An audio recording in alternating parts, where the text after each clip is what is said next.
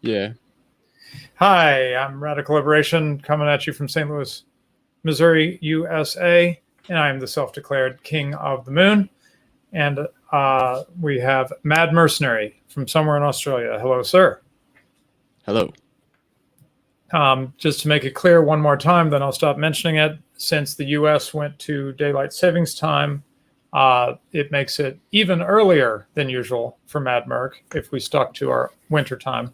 And so we're permanently, for the duration of daylight savings time, at least, we're shifting to the current time, which for England will be different next week. Anyway, enough of that. Okay, we're going to rock right into some stories. Oh, real quick, Schilling.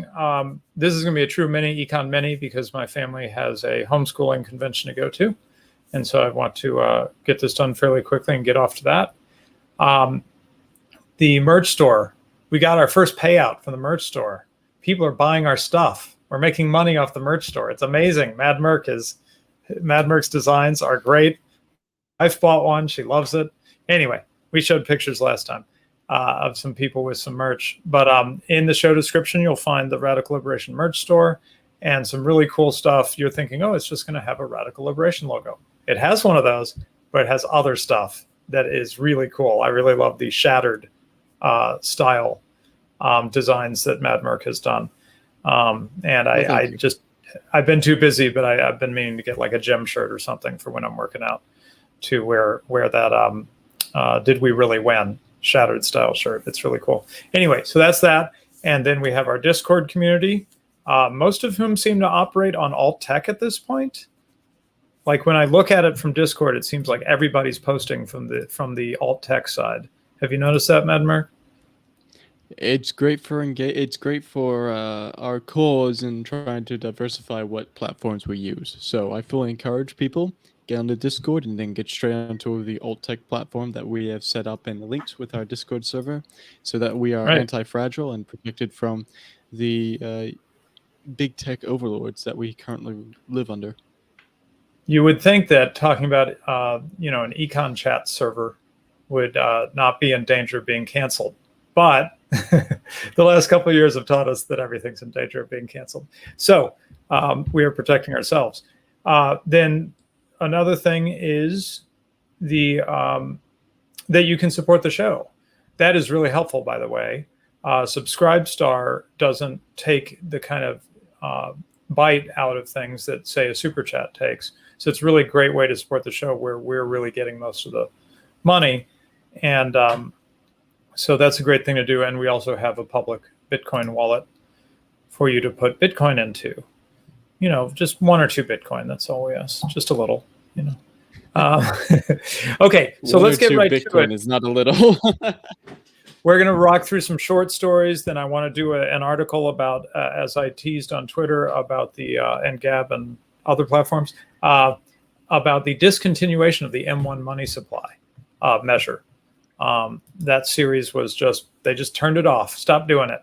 So we're going to talk about that courtesy of Joe Salerno, who I was getting to see this last weekend at the Mises Institute. At the very end of the show, I hope to real quickly talk about being at that conference. The real benefit of me being at that conference is going to become apparent over the course of the next several months. I lined up 4 guests at least. Anyway, it's going to be good stuff. But I did want to talk about it a little right at the end. But anyway, first let's do some current events type stuff. This is one everyone's been talking about.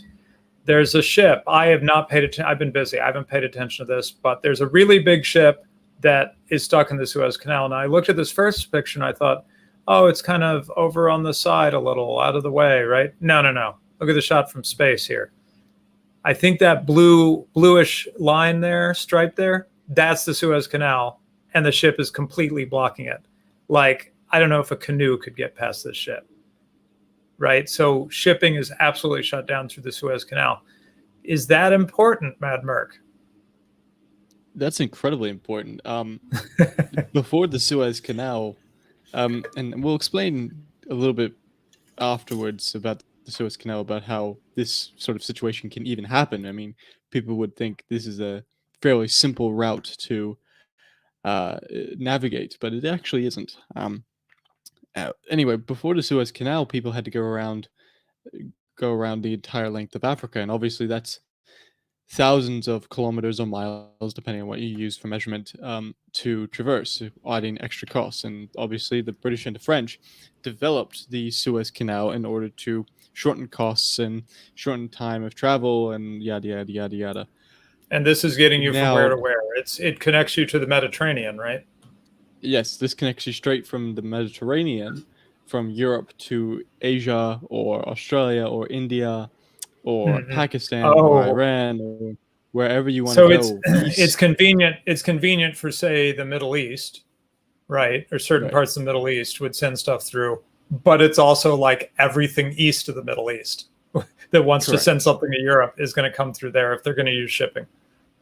Correct. Correct. Or North Got it. Africa Got it. or West Hmm. Africa. The Suez Canal provides huge benefit in reduction of time and cost, and it's a vital, vital part of the shipping lanes.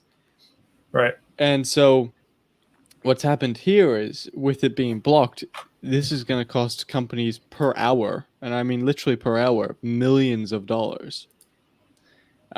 This is just in fuel and time that they would have saved in going to their destination, in wages because people are now going to be stuck on their ships for longer than intended. This is going to cost companies millions. This is a very serious situation, and it shows just how, with one link of the chain that's broken, how it can affect the entire world. Now we've been through this sort of situation before, back in the I believe it was the 6 Day War, when Israel and Egypt went at it, and Israel made it to the Suez Canal. The Egyptians blocked the Suez Canal with sinking many many ships in the Suez Canal to deny its use to Israel. So Oh wow. we've been through this before. We have a bit of a blueprint, but again, this is very much an inconvenience, an expensive inconvenience. But what we're looking at here is, if we go back to the other image of the space view, Yeah. yeah. So the Suez Canal is, as we can see, in comparison to the ship, is not very big, and it's not very Right. deep. So you really need to keep it in the center of the Suez Canal in order to successfully navigate it. And in fact, in previous times, I'm not aware of it, what happened uh, modern times, but in previous eras, uh, the Suez Canal actually had specially trained navigators to help captains navigate the Suez Canal, because it's quite challenging. There's quite a large danger that ships can get stuck. Now it hasn't happened for a while, but this is very much what has happened here. Um, Now I don't It, know the it's specific one of situation those. as It's one to. of those. It's one of those things, Matt Merck, right, where you multiply the possibility of it happening, which it looks like, except for when they did it on purpose, maybe this is the only time this has accidentally happened. So it's decades of decades and decades and decades of doing this, and this is the only time it happened. But you multiply that low probability times the cost of it happening, right? and Right. and it's actually really really expensive, even happening extremely rarely. Right. And that's a great point. It's very rare, but it has happened. This is a black swan event, but this is a very expensive black swan event. Uh, it appears that the ship is structurally sound, so it can be moved and manipulated out of its current situation, but it's just going to take time, and it's just going to take money. That's the unfortunate part about all this. So expect shipping costs to go up, and expect any value in these companies to perhaps drop a bit. Sorry, guys, for anyone who was invested in them. Um, there wouldn't be iPhones stuck because of this. It could be delayed. It could be, because let's see, would Yeah, China doesn't go the other way? Wouldn't China send it over uh, the it depends on Pacific? your destination. It Yeah, depends okay, on your destination. So if you're going to Europe, just go through the Suez. Um, right. but it could be just as long going from the Pacific through the Atlantic. Sorry, um, from the Pacific through the Panama Canal through the Atlantic to then get to Europe. It could be just as long. Right. So yeah, that's all the this situation with Suez. amazing international trade infrastructure has a vulnerable point. Well, more than one, right? Because there's the Panama Canal as well. Right. There's a number of canals that have vulnerable points. It's why Panama, for example, is heavily defended by the United States Navy. Oh, okay. Right. And we occasionally depose the government there. Okay, next story. Ready?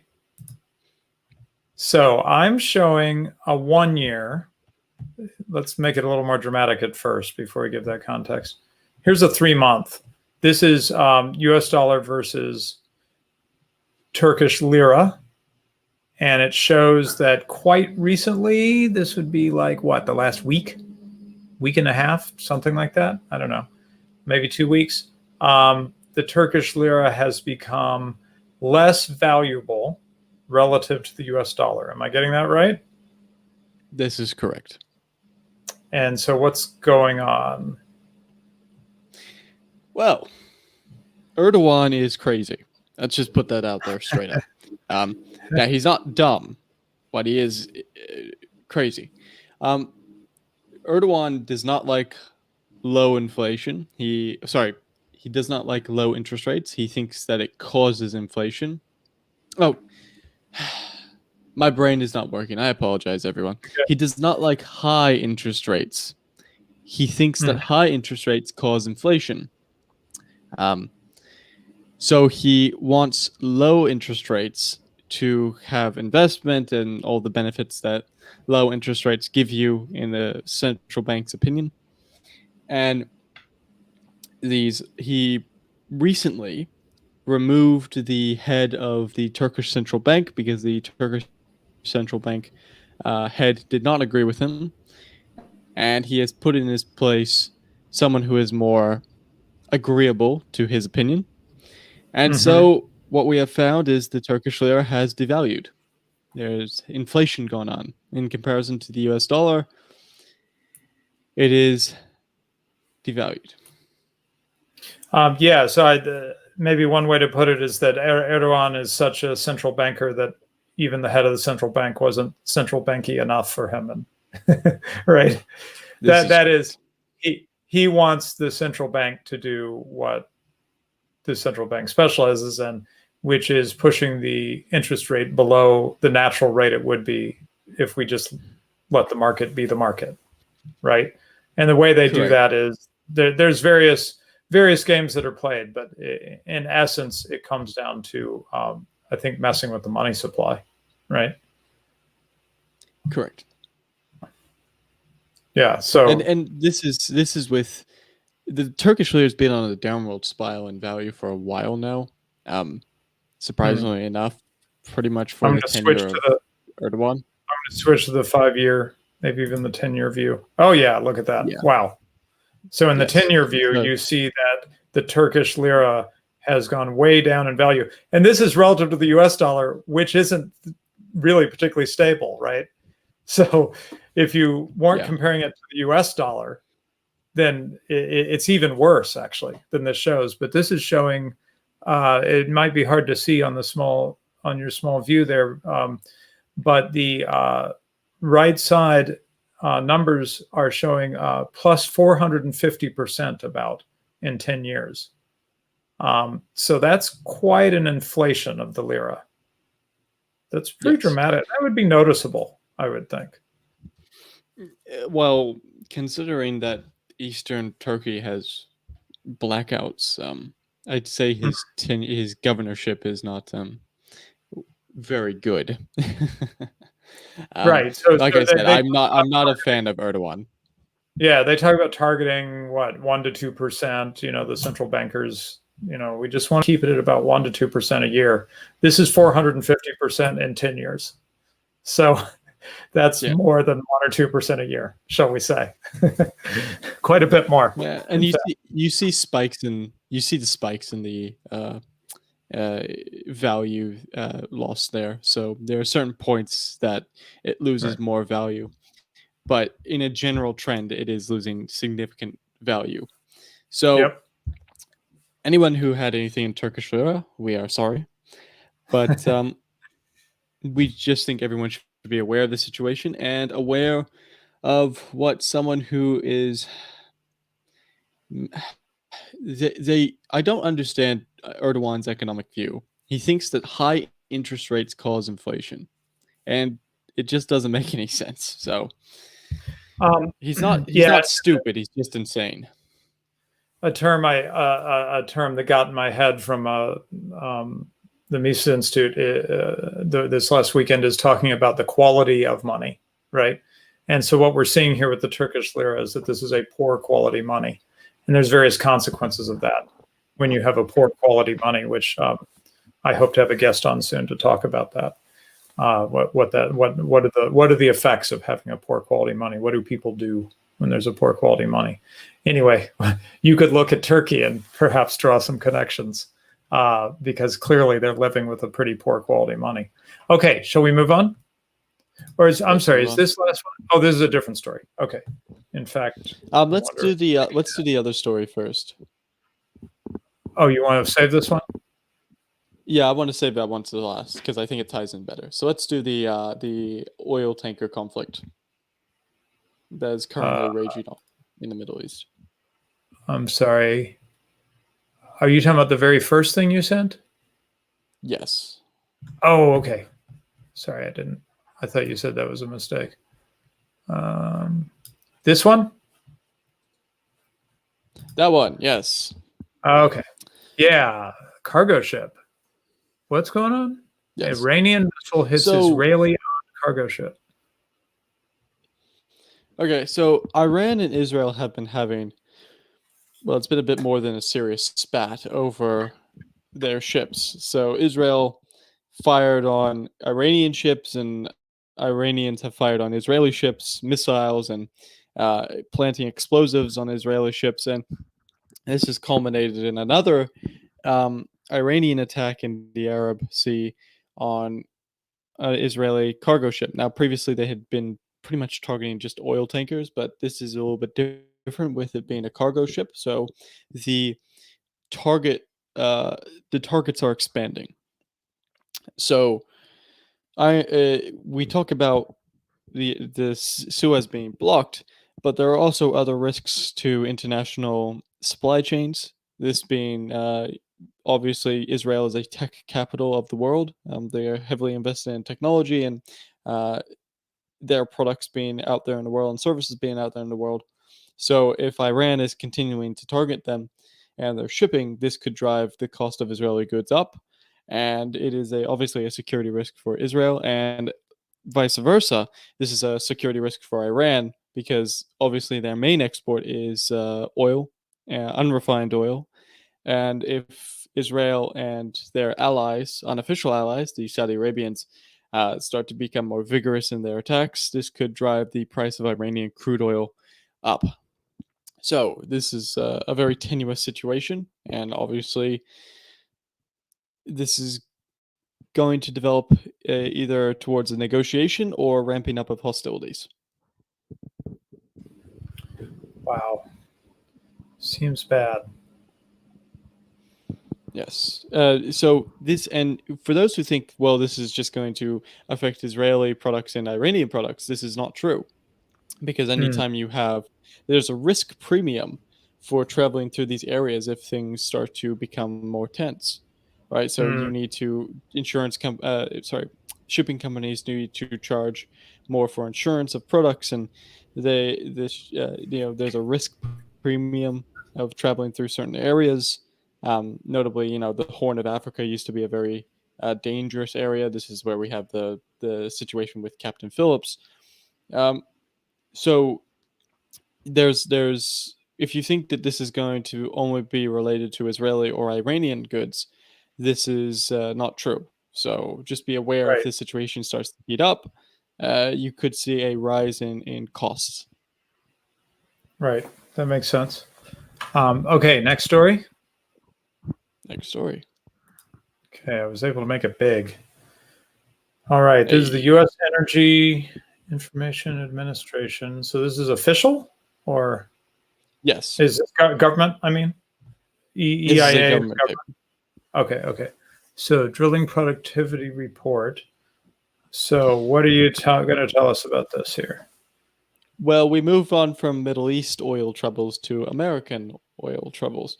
Um, as everyone knows at this point, or should know, fracking in the United States is a big industry and Mm-hmm. has made the United States more energy independent, allowing them to remove themselves from certain regions of the world. Um, and as you can see here, the different general areas for fracking production. You have, I believe, what's 7 areas there. Um, during COVID, fracking took a huge hit. Production was down. I think if you scroll down there, Is this Redloop, because just reduced demand? reduced demand, restrictions on what they could do.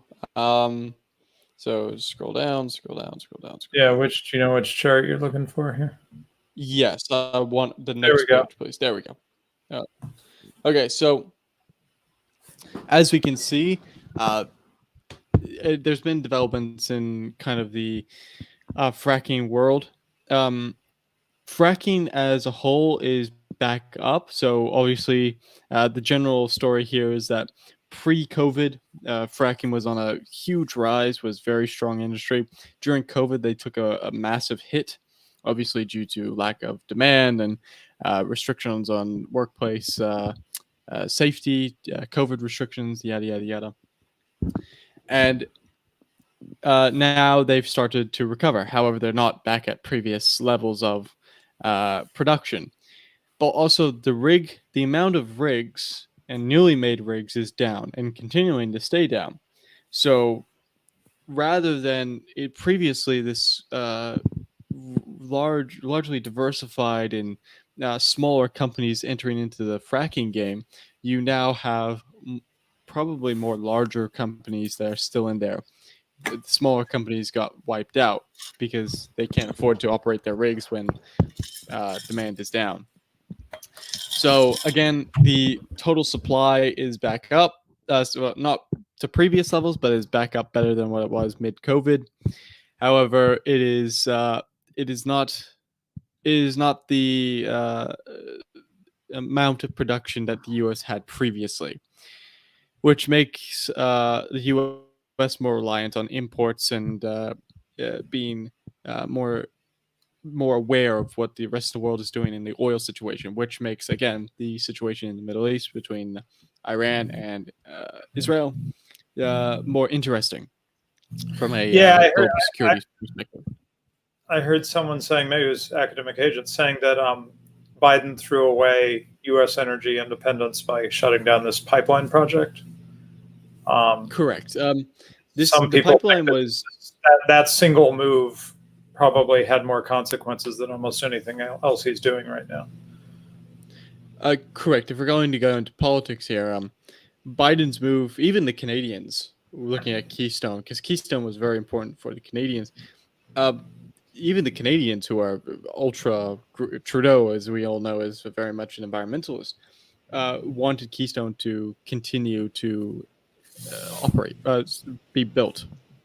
Mm-hmm. And so Biden removing Keystone, and then this combined with uh, the effects that COVID has had on the fracking industry, and the inevitable regulation that would be coming down from the Biden administration on new oil wells and natural gas being what's the word I'm looking for? My brain is not working. It's too early in the morning. Being I'll use the word exploited, but reserves being exploited makes the U.S. more dependent on exports. Now, the United States is, as far as I'm aware, is still a export. It still can export oil, Mm-hmm. but if the reduction in domestic supply continues at the rate that it's going, it will need to look back at imports. So that is we will leave that link in the chat if you want to have a look at the full report. It's quite interesting. That's the end of my stories. Okay. Just put that link in the chat. Let's go to M1. Right. Just wondering, maybe the Turkish story, or it's not just, it's just a chart. There's a chart of Turkey. And okay. Yeah. So actually, one more thing before M1.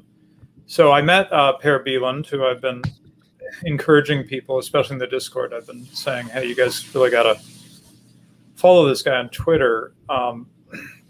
He's an economics professor who really does a good job of explaining economics. Anyway, he shared something I wanted to share with all of you. He said Keynes' faux general theory succeeded where Marx's alienation failed. It eventually turned economists away from recognizing the law of markets and the marvel of how markets without direction coordinate increasingly specialized anarchic production for general prosperity. Okay, so I asked him to be clear because I'd heard law of markets and I was confused by what it meant. And he's saying this is what well, here's how he put it. It's the almost universal understanding of economists in the 19th century that was renamed in the 20th century to Say's law. And then later he shares this from a book that distinguishes between Say's loi, loi de débouché, I think you would say that maybe, and Say's law. Say's law is straight from Say, and it says that goods and services are purchased using money earned by selling other goods and services. So people have said things that I found pretty confusing about what production produces demand or something like that. But here's how I'm going to try explaining this, and I hope I'm getting this right. Feel free to correct me.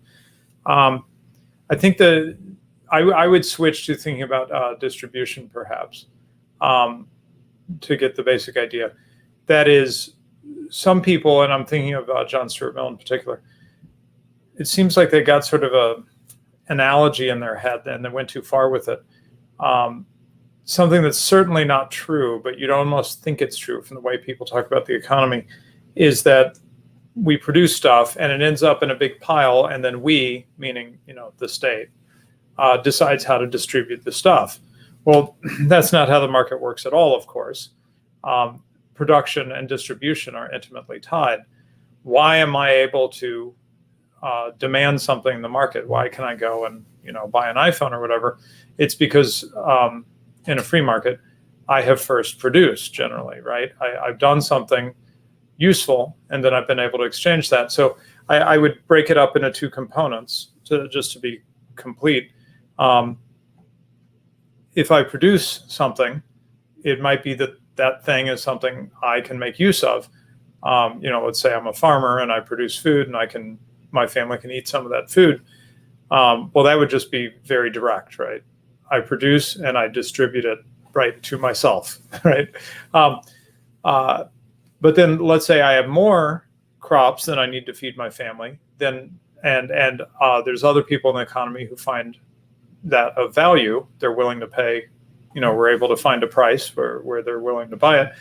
Well, now we do an exchange. I give them the food or the crops, and they give me money. And now I can use that money to buy other things, to demand things on the market. So the point here is that there's a complete integration between production, distribution, and the ability to demand. Keynesians go off down a path which I don't really completely understand. I have trouble understanding things that don't make sense. But they get concerned, and in the second paragraph, you see him talking about this. Roasted Keynesians. Say it again. Get roasted Keynesians. Okay. Yeah, they talk about the overproduction of output relative to the level of demand. That is, we're just making too much stuff, and so we've got a problem. We need to, boost demand somehow to buy that stuff, because otherwise people get laid off, and it's all that kind of stuff which we've all grown up with, right? Well, this is basically because they're rejecting or misinterpreting, however you want to look at it, Say's law. And in fact, in this exchange, Per Bieland explains more about this to someone called Anti-Woke Keynes, I believe is his Twitter name, but someone who's a Keynesian, right? And Per Bieland, I think he ran out of patience, but he was trying to explain some things. And in fact, this passage he shared here from not from him, from someone else, was shared to try to explain this. So remember, Per Bieland had said that this was always accepted by the classical economists, and they just didn't have a word for it. It was just the law of markets. So let me just share from the second paragraph. The actual term Say's law was coined by an American economist named Fred Taylor in the 1920s, and it referred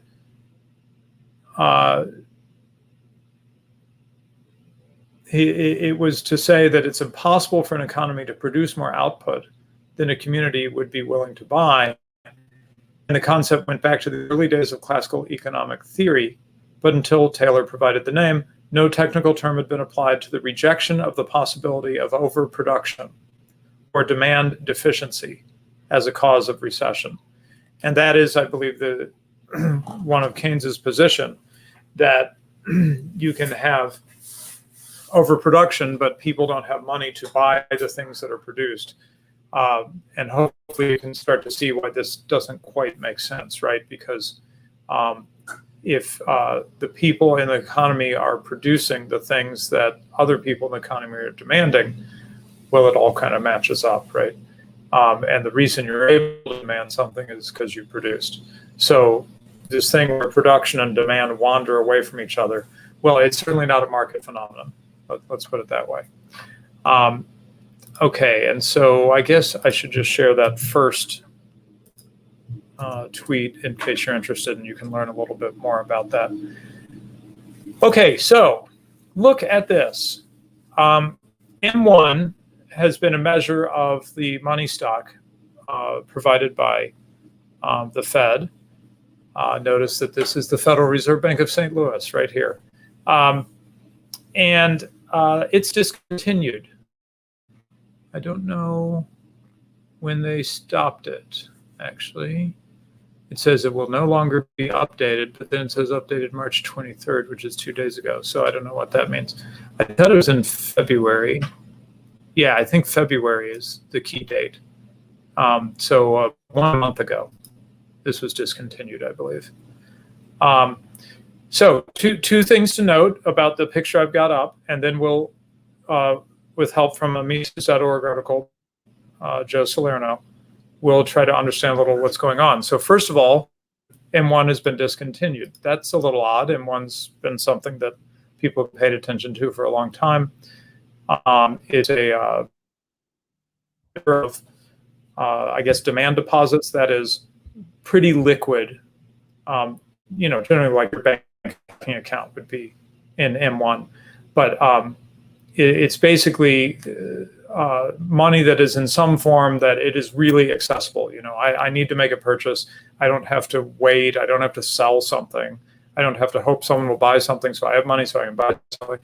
I can go to this thing like a demand deposit and I can just get my money and spend, right? So it's money stock, the most immediately accessible, most liquid money stock. So they've discontinued it. That's interesting, makes us wonder what's going on. Number two is this big spike here, quite recently in the last year or so. His article is going to explain all of this. So actually, let me share the link with you, and then I'm going to switch my view to my marked up one, because that's been helping me. If I have an article that's all highlighted to help me remember what I wanted to talk to you about. Unfortunately, for some reason it prints with all the URLs in parentheses, so it's a little uglier to look at, but the highlighted passages are good. So this is the Fed's money supply measures, the good news and the really, really bad news by Joe Salerno just about 19 days ago. Joe, by the way, runs is the academic head, of the conference I was just at. He's the one who, is involved with determining which papers are given and so forth, runs it from an academic, scholarly point of view. Okay, so retroactive to May 2020.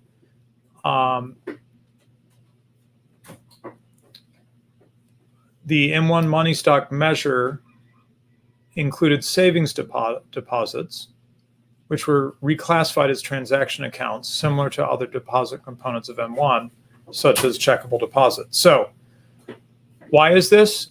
Well, okay, so previously saving deposits were considered to be non-transaction accounts. That means you park your money in the savings account and it's not so easy to get it out. So let's exclude it from this most liquid money.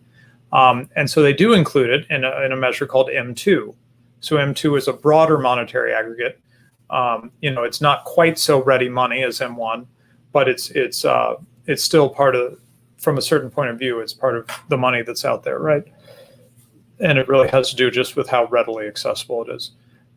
So what happened? It looks like, and I didn't even know this, it looks like they changed the rules on savings accounts. Now, you'd be forgiven if you're an American for not knowing this, because it looks like that just changed on February 23rd, so a month ago. There was a restriction on how many withdrawals or transfers of funds you could do from a savings account per statement cycle. In fact, my savings account got converted to a checking account because I did more than 6. And they said, sorry, this can't be a savings account anymore. And I never have gotten it changed back, which is pretty irrelevant because of the interest rate. But anyway, so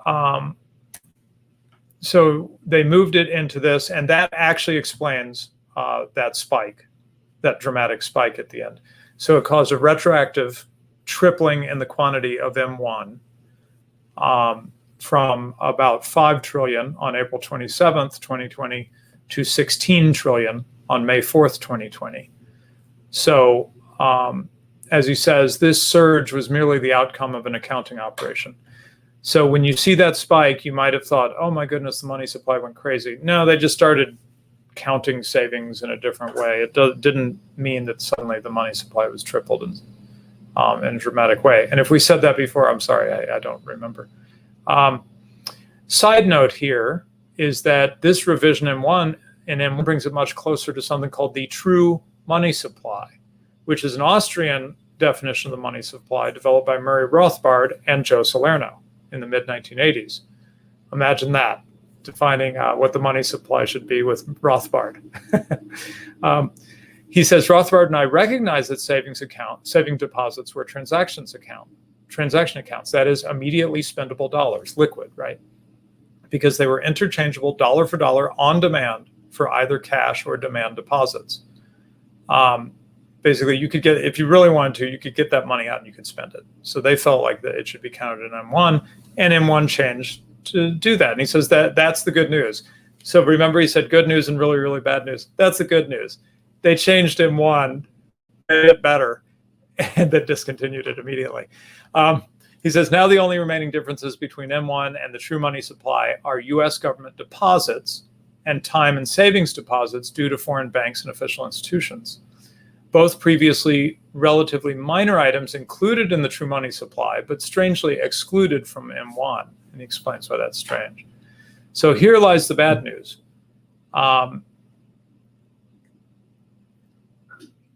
He says several memoranda items on U.S. government deposits and deposits due to foreign banks and foreign official institutions will be discontinued. Why have they suddenly and without explanation become less transparent in providing information about this vital monetary data, that is U.S. government deposits? He says perhaps the answer is related to the fact that over the past year, both U.S. government deposits and savings and time deposits due to foreign banks and official institutions have sharply spiked. So here's U.S. government deposits. Hard to see this scale, but this is long. It's going back to the 1980, something like that. Anyway, so you see it spike up, and then the really crazy spike there is, of course, 2020, right? So it has gone from December 30th, 2019 to February 1st, 2021, so, bracket that whole COVID year of 2020, government deposits have more than quadrupled from 373 billion to 1.6 trillion. And then he also shows some growth in the savings deposits due to foreign banks and official institutions, which doesn't seem nearly as big. But again, these series are going away is what's happening. So the explosion of the Treasury's account at the Fed, and he's quoting here from two mainstream monetary economists. He says the explosion of the Treasury's account at the Fed, those US government deposits, fuels perception of monetary finance or even helicopter money, and suggestions that the Fed is directly financing the government foster uncertainty about central bank independence. And then he says, under such modern monetary theory policies, MMT, the Fed would directly lend newly created money to the Treasury, which would, of course, be instantly revealed in a spectacular increase of Treasury deposits held at the Fed and commercial banks. And so Joe Salerno says, here's a question we'd like you to answer, Fed. Is the discontinuation of the U.S. government deposit series the first step by the Federal Reserve in gearing up to implement helicopter money in the expectation that Congress will amend the Federal Reserve Act, which prohibits the Fed from lending money directly to the U.S. Treasury? So they've had to do a little bit of a dance, right? But now he's saying, he's wondering if they're sort of pre-covering their tracks, right? Covering their tracks ahead of time to just start pumping money right into the government from the Treasury. What could go wrong, right? So we will see. Any comments on that before we move on?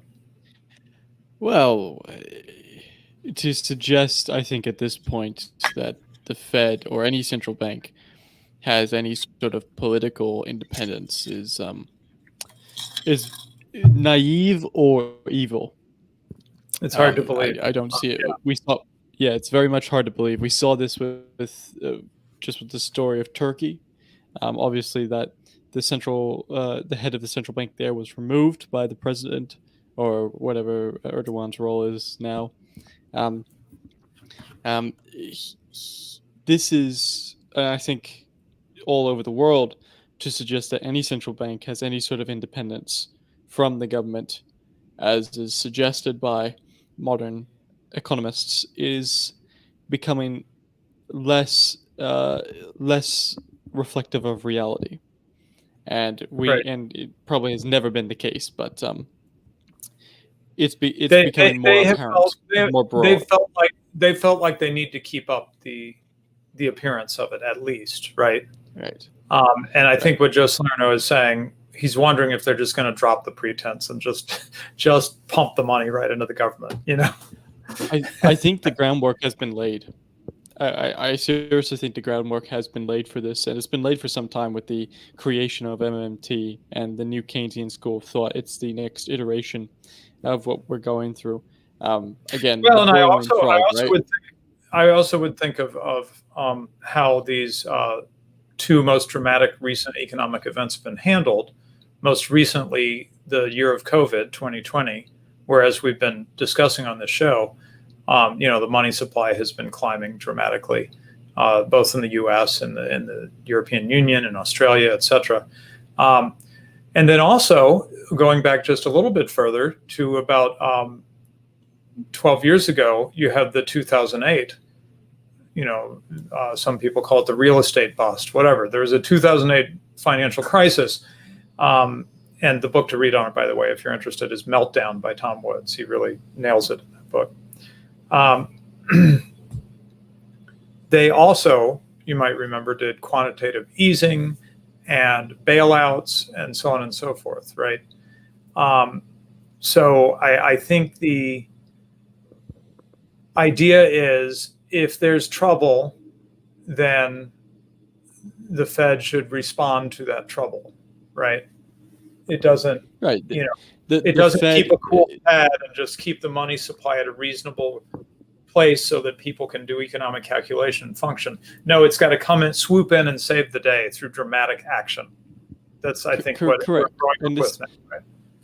right, yeah, I have three comments on this, just thinking about Yeah, it very quickly. Firstly, is good. that Yeah, the Fed has turned into the government's fireman. So whenever right. there's a fire in the economy, the Fed swoops in and tries to put the fire out and tries to lower interest rates to spur growth.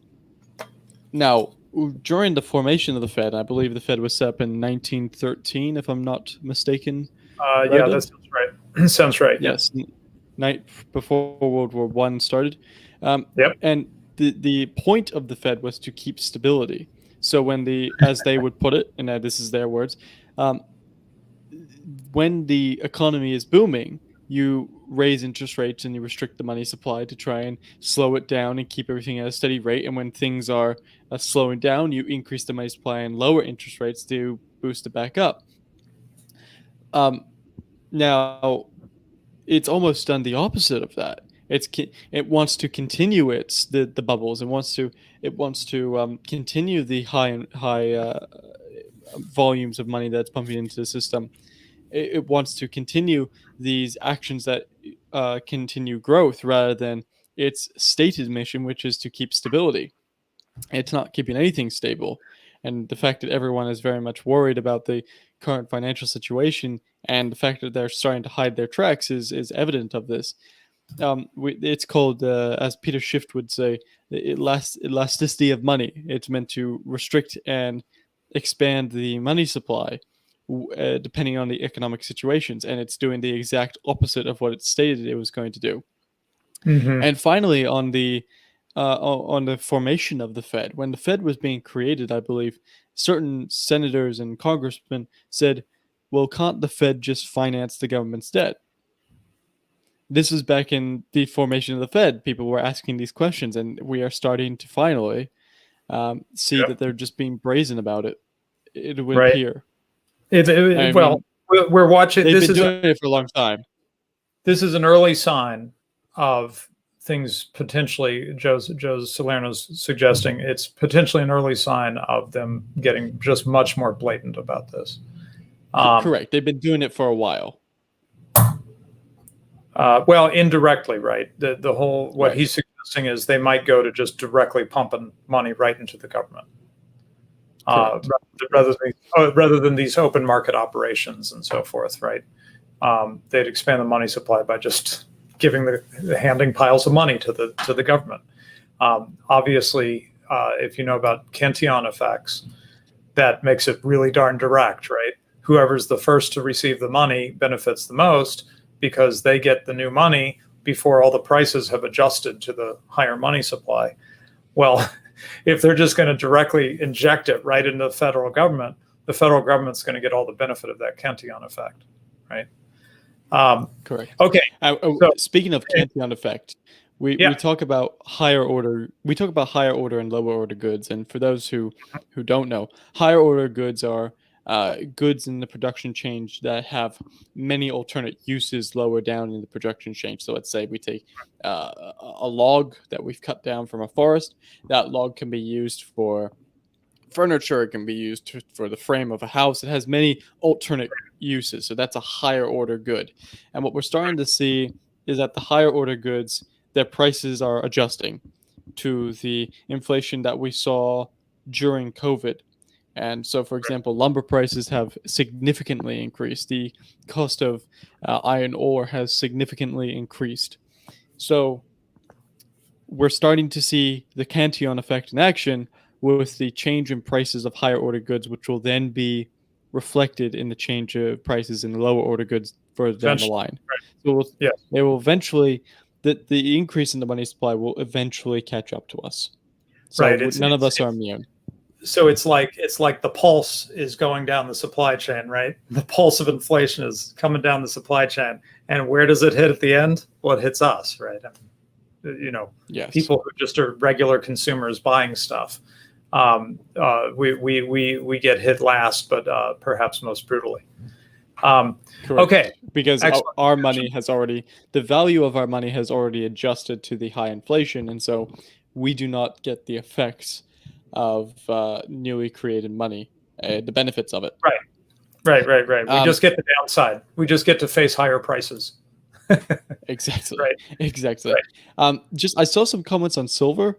Yeah, there Oh, is okay. a silver shortage in comparison to ETFs at the moment. There's more demand for silver than what there is. So if you hold physical silver, the price could not a guarantee. Please don't trade on this advice. All risk is on you. But the price of silver could go up because if there's more demand for silver than what there is physical silver being uh, exhumed from the ground, then the price has to adjust eventually. Now, there's obviously in the silver market heavy manipulation from big actors and big players, but as just as there is in any market. But it's always good just to have some precious metals on you, especially if we see the price, if the government's debt is monetized and the money supply increases significantly over uh, well, let's say 4 years for this administration. Oh, this is interesting. Somebody just shared. Ah, okay. This is very nice. Somebody shared this on Twitter. Let's see with me. I'm going to just rapid fire switch over and share this. And then I was just going to finish with, before we get to super chats, boy, I don't know how to show this. Okay, here. I'll just While show. Radlib's working that out, remember that the flag competition, and if you speaking of silver, Right, the flag right. competition is open, and we are upping the ante on this year. And remembering that last year we gave away silver coins to the winners, the top 3 winners, and this year we're gonna do something a bit more special. We're gonna get some more bang for your buck. So if you want to perhaps be a little bit more prepared for the future and for this hyper increase in the money supply, enter into the flag competition, and you could see you win some precious metals of some kind. We won't reveal everything right now, but yeah, get ready for it. Okay, so somebody kindly sent this on Twitter. This is before and after that. I think that accounting adjustment where the checking, savings deposits are now included in M1. So, afterwards it looks quite dramatic. But actually, if you look at it before, I mean, it ain't nothing, right? We're still seeing a dramatic increase in the money supply before they added the savings deposits in. M1 was going up quite a bit in the previous revision of M1. These are not ending at exactly the same time, so be cautious there. The top one is ending in December. The bottom one is ending in February. But anyway, just to give you an idea of what the impact was of adding in the savings, it's quite dramatic, certainly. Having said that, M1 wasn't exactly idle. In fact, let me look at the axis here. It looks like it was on its way to doubling the money supply over the course of 2020, according to the old measure of M1. So yeah, scary stuff. Thank you, sir, for sharing that on Twitter. Very handy to illustrate that story. Okay, one last thing to share. Where's my, okay, sorry. Yeah, I just wanted to talk about going to the Mises Institute a little bit. Had one of our circle there. I forget if I'm allowed to mention that publicly, but somebody did join me there and had a great time, I thought. I know we had a great time because we debriefed Sunday morning after the conference on Friday and Saturday, and he was quite happy and wanted to come back. So what we were at was the Austrian Economics Research Conference. And as Joe Salerno points out, something that's a little bit different about the Austrian Economics Research Conference is that you have a lot of economists presenting papers, but you also have some historians and philosophers. One of the keynote lectures was by a friend of my sister's. My sister's a professor of philosophy named Francis Beckwith, or Frank Beckwith, who was anyway in his talk. He was talking about Thomist kind of stuff. So there is technical economics going on, but there's other things going on, and the people attending are a lot of academics, of course, who are there to present papers or listen or whatever, but people like me as well, who, this is a hobby for me. I'm not an academic in my day job. And there are a number of other people like that who were at the conference, who were from other fields, academics, but not necessarily from an economic discipline, or not even an academic at all. So it's actually, you wouldn't normally think of going to an academic conference as a thing you would do or that you would enjoy, but this is a thing you can do, and that I suspect, if you find this show interesting at all, you would really enjoy going to this. So I recommend it from that point of view. I just thought I'd do some show and tell, actually. Give me an opportunity to mention some things. So let's see here. What you do at the Mises Institute, by the way, is you buy books because they have their bookstore. So you're like, oh yeah, I've always meant to get that book, and here I am, right? And you get your member discount for it and everything. So this one, how do I show this well on the camera? Here we go. So this one is what we thought was the lost 5th volume of Conceived in Liberty, which is the history of the early America by Murray Rothbard. I'd read the first 4, I think. I'd read at least most of them.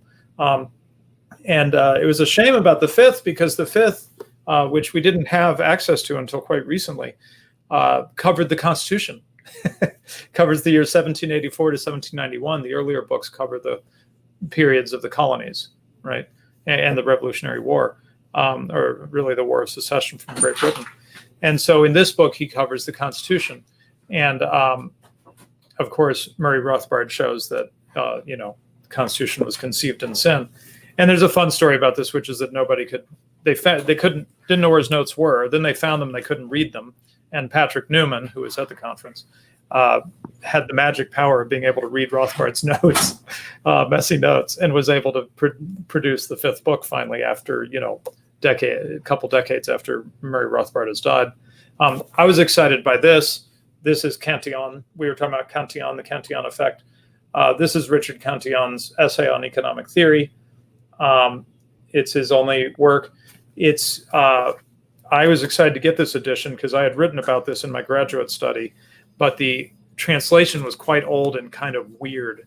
For example, for the French word entrepreneur, they use the term undertaker, which is kind of strange to read and not very helpful. So they did a proper modern English translation of this, and it's not very long and it's brilliant. Adam Smith, Cantillon's one of the only people that he actually cites, because citations weren't such a thing back in the 1700s. He actually cites Cantillon. He mentions Cantillon specifically, and Cantillon's short work is just amazing. We kind of continue to unpack how much brilliance there is in that short bit of economics.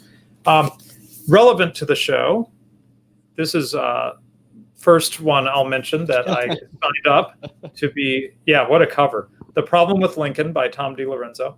And I spoke to Tom and asked him to join the show. Well, why would I do that? Talk about history or whatever. Well, this is Tom's 3rd book on Lincoln.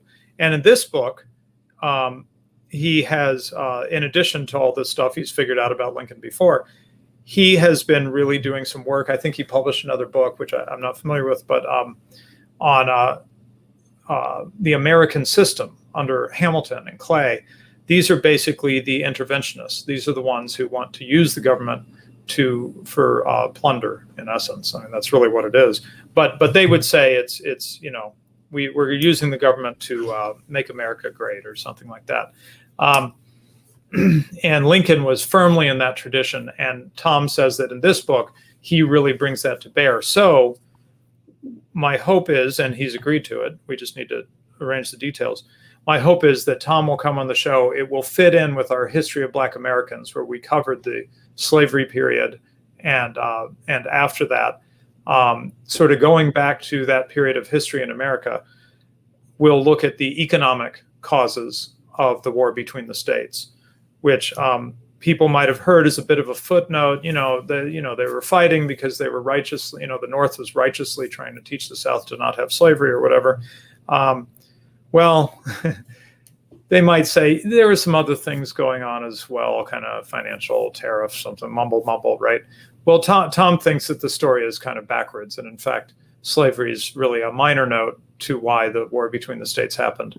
And really, the American system and tariffs and things like this are the major note. So Tom's an economist. So even though it's history, I think when we get him on, you'll find that it is very interesting from an economic point of view and sheds interesting light on things going around us, around us all the time.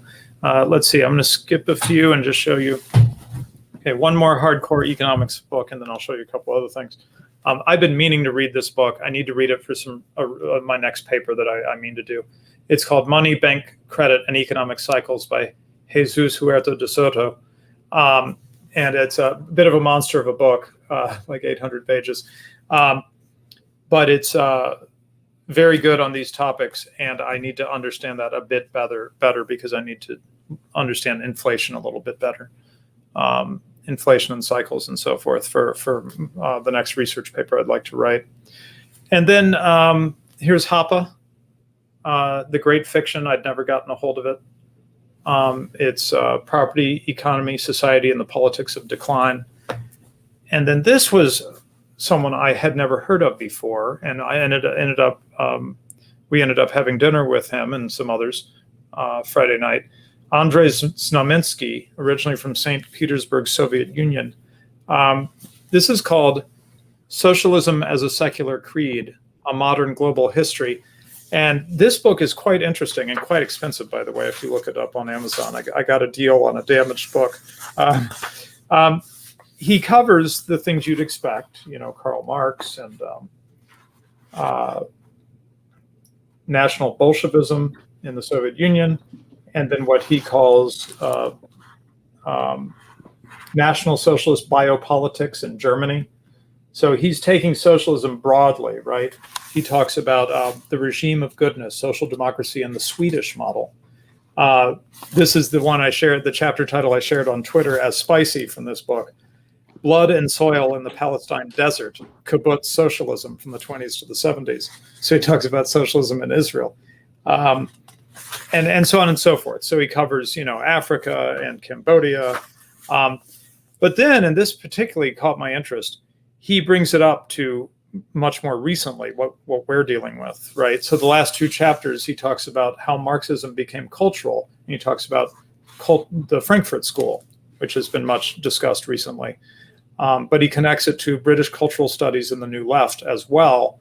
And they really gave us this woke stuff that we're dealing with now. And so the final chapter is the cultural left and the curse of the Western civilization, curse in scare quotes, from the 1960s to basically current. So that looks like an exciting read. Znamensky is an historian, but if he's hanging out at the Mises Institute, my guess is that he's not going to say stupid stuff about economics because they generally cure you of that at the Mises Institute. So I have got to go to a homeschool conference. So let's hit super chats, and we're going to have to wrap it up in a timely manner today. Let's see. March 25th actually shows today's date. Mickey says Erdogan is the concept of insanity personified. I haven't known that much about Erdogan, so that's interesting. He's an interesting cat. Let's just put it that way. Erdogan, okay. And then Mickey says, if you have this mechanism to hide the relation between the Fed and Gov and it works, why would you get rid of its illusion? What are the benefits? Well, I think the movements they've been making are so dramatic. I think that's part of the problem. As we saw, even without the savings on M1, added into M1, the spike there is stupendous in the M1 money supply. So just like they change they play with the, I'm going to forget the term, Medmerk. They make inflation not look as bad as it really is because they change the basket of goods used to determine inflation, right? Correct. So I've been on this for a while. Oh, good, good. Yeah. The CPI that the CPI, thank you. Yes, the CPI that many central banks use has been changed and altered over the years to reflect lower inflation. However, there are private CPIs that are used, so anyone can really do a CPI. It's not too hard. Right. Um, Yeah. and they're reflecting not the standard, between 1 to 3% inflation, which is what we all expect, but rather in current years more like 9 to 11%. Oh wow, really? I didn't know that. Yes, Actually, could you bring that to the next Econ Minis? Show us will do. what the U.S. government story on inflation, and then show us some of these private measures. That would be quite interesting to see the contrast between the two Okay. narratives, one might say. Right? Okay. Well, that's good. I'm glad you're Well, up on, well, on that. if people are now, I'm sure that was the graph I saw. I could be wrong, but so don't hold me to the Yeah. Yeah. Well, 9 to 11%. But the if you believe that the market is mostly driven by emotions, we hit the animal spirits, as the Keynesians would say, um, then hiding information is a valid tactic in order to try and uh, keep the market steady, because you don't want that's information that would spook the animal spirits. right. That's an excellent point. They want to have their cake and eat it too. They want to do crazy things like induce, maybe higher levels of inflation than they say they mean to be targeting. They want to increase the money supply, almost double it in a year. But they don't want everybody to get freaked out at the same time. So they want to do crazy stuff, but they don't want you to know they're doing crazy stuff, because that could make things really crazy if everyone realized how the crazy stuff they were doing, right? So they want to do crazy stuff and hide it. Correct. So yeah, that's the simple answer. Okay, last one. Shadow stats. That was it. Thank you. Shadow stats is the one that was showing CPI. Okay, shadow stats, excellent. Yeah, let's save it. Put it in our little place for links for the show so that we don't forget. I think that would be really interesting to see. Finally, our old friend Jedi Knight Anakin Crunchwalker says, "I'm an architectural designer and FML. Fuck my life." What does that have to do with what we talked about? I always find it funny when you swear at Red Lip. You're just so wholesome, and then you drop one. Architecture. So we were talking about higher order goods. right. Construction, lumber, all that sort of stuff. That's right. So, good point. Thank you. His industry will be definitely affected. Right. Yep. Yeah, that supply chain is coming right at construction. Rising prices in the supply chain is coming right at construction. Right. Right. Okay, I think that is it. Oh, I think there's one more from Mickey. Oh, okay. I see it. In fact, I should be able to do put it on the screen thing, right? Because he just did it. There we go. Update on Greece. Still cool, more capitalistic. Yeah, in the Discord, let that be an closing advertisement for the Discord, because in the Discord, I noticed Mickey has been talking about Greece and Turkey, and I think Greece in particular. So if you're interested in what's going on in Greece, jump in the Discord, please. The link is in the description for the video, along with our merch store, which people actually like the stuff because Mad Merc does our designs, and they're actually really good. My wife's like, yeah, I got it because I like the design, because it's a good design. I'm not just doing it because it's your show, Yeah. So check out the merch store, and then you can support the show through Subscribestar or by sending us Bitcoin. And we're going to stop there. Thanks, Mad Merc. Final thing. Yeah. I said, guys, I'm doing the question per. Oh, we got one more from Anakin Cringewalker. Okay, I'll put it up. We'll do it next. I said, guys, that I'm doing the questions a week to try and help everyone think about their own lives. The question this week is, what have you done to prepare yourself or the people around you for food security? So where do you buy your food? If a natural disaster happened, would you be able to get food on short notice? Do you have food on hand? So just think about that. Get prepared, as we always say. You are responsible for your own life and the lives of those around you if you're a responsible person.